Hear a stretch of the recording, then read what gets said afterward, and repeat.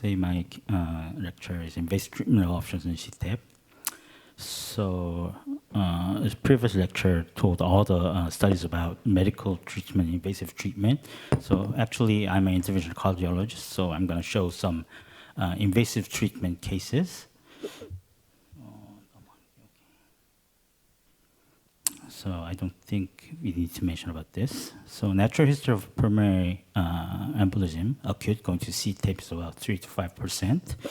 So as the previous lectures told us that you can see stenosis, thrombosis, and focal thrombosis like this in the pulmonary angiogram as a gold standard.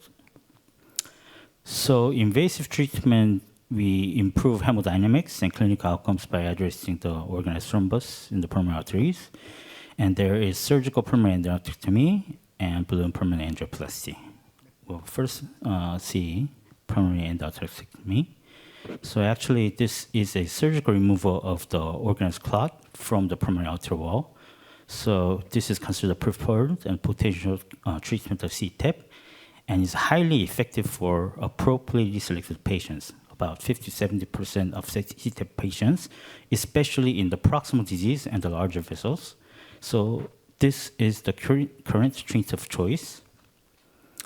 So endarterectomy is done by median sternotomy with extracorporeal circulation and sometimes intermittent circulatory arrest and sometimes hypothermia. So pulmonary artery is opened and suction and dissector is introduced, so removing this fibrosis and removing with forceps. But I'm not actually a CS surgeon, so I have no animation of case of this.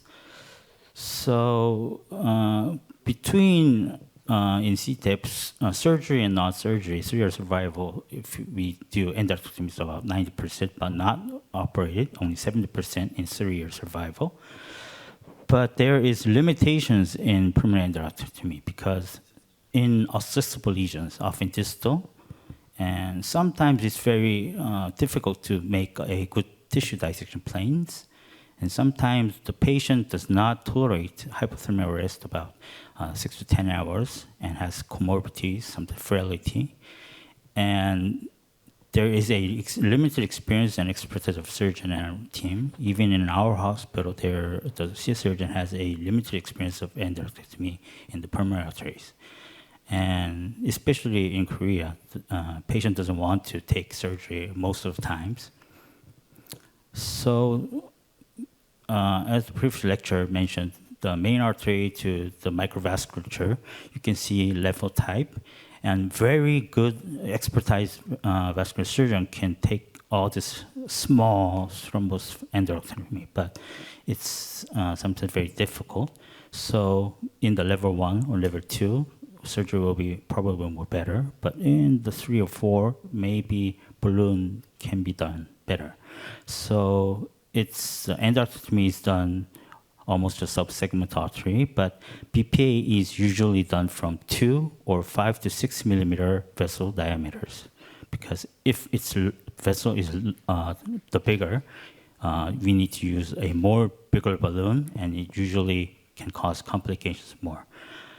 So balloon pulmonary angioplasty, the concept is like this: is open the thrombotic lesion, so patient can be released from the hemodynamic stress, so vascular response will be better. So it was first described in 2001, and in the initial days, there were high complication rates, pulmonary hemorrhage, death, but now it's much safer due to advances patient selection and operator experience and devices and techniques. So we have to think about the patient status and anatomical configurations and hemodynamic parameters, and of course operator experience and the team approach. So challenge of BPA, coronary we have 3 big vessels, but in the pulmonary artery it's very, very complex. So this is the angio made by Matsubara. I went to his lab in 2016. So you can see there are many, many vessels in the AP view and the 8060 views. So it's very complicated to select the target and do the procedures. And there are very variable vessel and lesion morphology, so abrupt narrowing. You can see two lines, angiography ambiguous, and web and bands. You can see in this kind, maybe it's easy to wire, but web and band is very difficult to wire. And stump blind pouch, total occlusion, total occlusions. So like this, focal stenosis, web, subtotal, total tortuous. You can see from the total, it's very hard to do the success. It's about 52% in the total occlusion, but you can like this ring like focal stenosis, success is 100%, and the web is 98.7. But if it goes subtotal, total tortuous, then the success rate will go to about 60 to 70%. And the technical challenges of BPA is to engage this target branch and find the target lesion and cross the target lesion, because we have to cross IVC, RA, RV, pulmonary artery, and then select the vessels, and we need to use a backup support sheath. So we use a femoral vein access and 6 to 8 French long sheath. And then we have to use coronary guiding catheter, multipurpose JR, and a tracheotomy guide wire, and compliant balloon.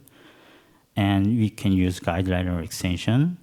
And of course, we have to do serial sessions, one side and one session per one session, because doing multiple sessions at one time, it can cause pulmonary hemorrhage.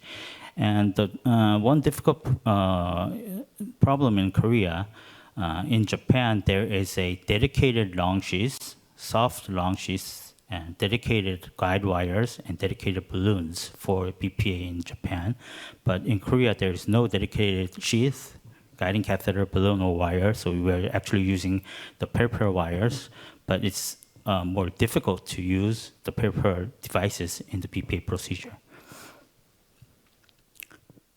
So, and there is some complications, hemoptysis and rupture, pulmonary hemorrhage, reperfusion edema, pseudoannular formation, and death.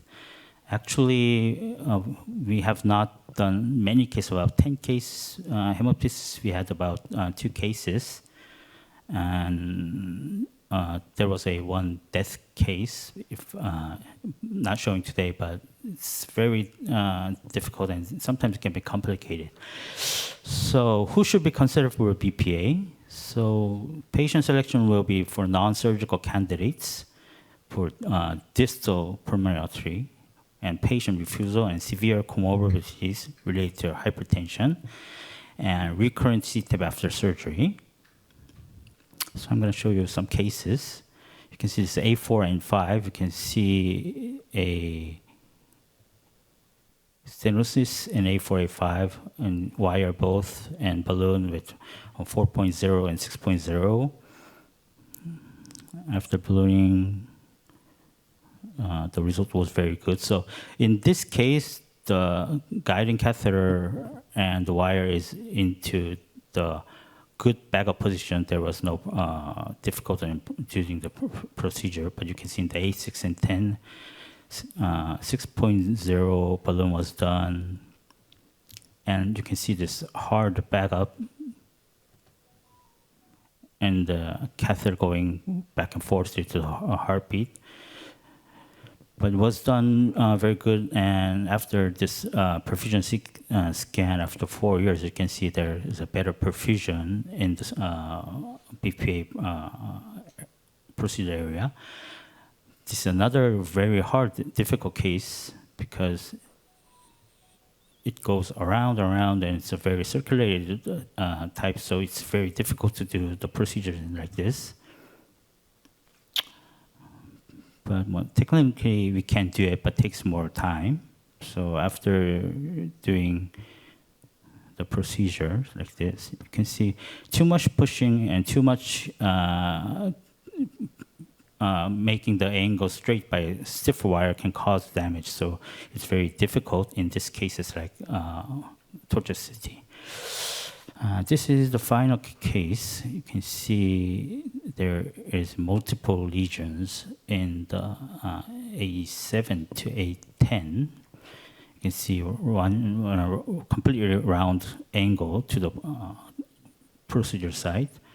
So it's very difficult to use and maintain the backup. So after making backup, use the wire and did the BPA. This was a fine angio. So it has more perfusion.